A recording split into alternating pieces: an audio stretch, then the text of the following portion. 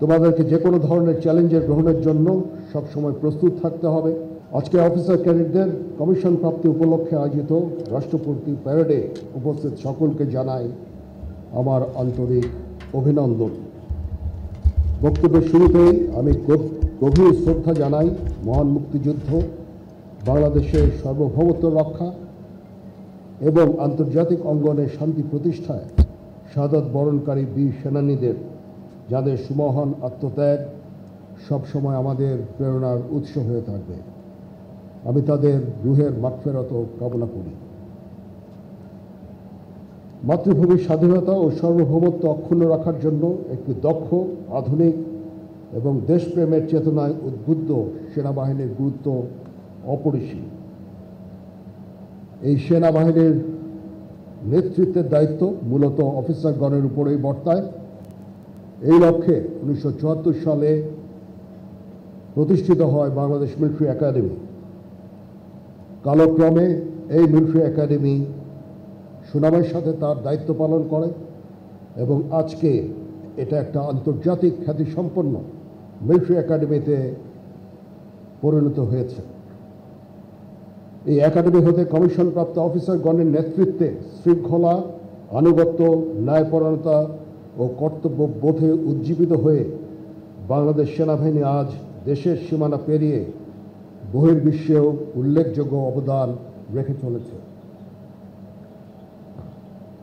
প্রিয় অফিসার ক্যাডেটবৃন্দ, আজকের দিনটা আমাদের সকলের জন্য অত্যন্ত আনন্দের, কারণ বিএমএতে দীর্ঘ 3 বছরের কঠোর পরিশ্রম শেষে আজকে তোমরা সেনাবাহিনীতে কমিশন পেতে যাচ্ছ। এই জন্য তোমাদের সকলকে জানাই আন্তরিক অভিবাদন। তোমাদের কাছে আমার প্রত্যাশা এই যে নেতৃত্বের সর্বোচ্চ গুণাবলী যেমন সততা, সত্যবাদিতা, কর্তব্যনিষ্ঠা ও কঠোর পরিশ্রম দ্বারা সেনাবাহিনীর উপরে অর্পিত সকল দায়িত্ব তোমরা আন্তরিকতার সাথে পালন করবে।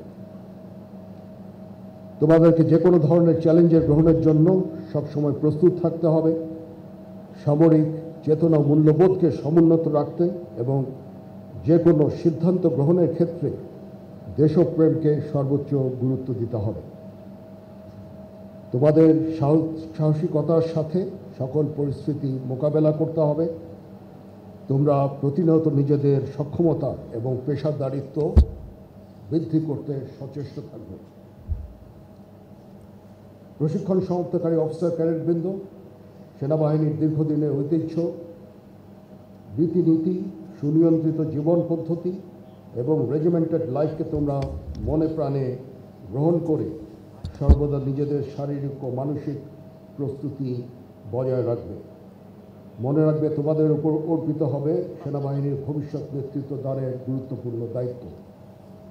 বাংলাদেশ সেনাবাহিনীর মূল মন্ত্র সমরে আমরা, শান্তিতে আমরা, সর্বত্র আমরা দেশের তরে, এটাতে উজ্জীবিত হয়ে মাতৃভূমির স্বাধীনতা সার্বভৌমত্ব রক্ষাই হবে তোমাদের জীবনের প্রথম এবং প্রধানতম ব্রত। সেনাবাহিনী এমন একটা প্রতিষ্ঠান যেখানে শৃঙ্খলা প্রধান চালিকা শক্তি। এখানে সকল বিষয় নির্ধারিত নিয়ম, প্রথা ও অনুশাসন দ্বারা পরিচালিত হয়ে থাকে। যে কোনো বিষয়ে চূড়ান্ত সিদ্ধান্ত নিতে নিজের বিবেকের দ্বারস্থ হবে। তোমরা ভুলে যাবে না, তোমাদের গড়ে তুলতে দেশের খেটে খাওয়া মানুষের অনেক অবদান রয়েছে। মনে রাখবে, সামরিক জীবনে ধর্মীয় মূল্যবোধের চর্চা ও ধর্মীয় অনুশাসন মেনে চলার গুরুত্ব অপরিসীম, যার মাধ্যমে একজন সেনা সদস্য কর্মক্ষেত্রে নিজেকে আদর্শবান, মর্যাদাবান ও উন্নত চরিত্রের অধিকারী হিসাবে গড়ে তুলতে সক্ষম হয়। প্রিয় ক্যাডেটবৃন্দ, মনে রাখবে, তোমরা প্রশিক্ষণ শেষে নূতন জীবনে পদার্পণ করছো। সেখানে তোমাদের দায়িত্ব কর্তব্য অনেক বেশি। তোমরা অধীনস্থদের প্রতি সহানুভূতিশীল হবে এবং তাদের ভালো মন্দের প্রতি খেয়াল রাখবে। সর্বদা অধীনস্থদের সুপ্রশিক্ষিত করে গড়ে তুলবে এবং তাদের সামনে নিজেকে উদাহরণস্বরূপ উপস্থাপন করবে। তোমাদের প্রশিক্ষণের দক্ষতা বৃদ্ধির জন্য সর্বদা সচেষ্ট থাকবে, তাহলেই তোমরা কর্মক্ষেত্রে সফল হতে পারবে। উপস্থিত প্রশিক্ষণার্থীবৃন্দ, তোমাদের প্যারেড আজকে আমাকে মুগ্ধ করেছে, এই জন্য তোমাদের আন্তরিক ধন্যবাদ জানাচ্ছি। নবীন নেতৃত্ব তৈরির লক্ষ্যে কোর্সের প্রশিক্ষণ সফলভাবে সম্পন্ন করার জন্য একাডেমির কমান্ড্যান্ট, সংশ্লিষ্ট সকল অফিসার, জেসিও, এনসিও, সৈনিক এবং অসামরিক কর্মকর্তা ও কর্মচারীদের জানাচ্ছি আন্তরিক ধন্যবাদ। প্রশিক্ষণে সর্ববিষয়ে শ্রেষ্ঠত্বের জন্য সোর্ড অফ অনার এবং একই সাথে সেনাবাহিনী প্রধান স্বর্ণপদক বিজয়ী battalion senior under commander Abdullah Al আরাফাতকে আমি আন্তরিক অভিনন্দন জানাচ্ছি।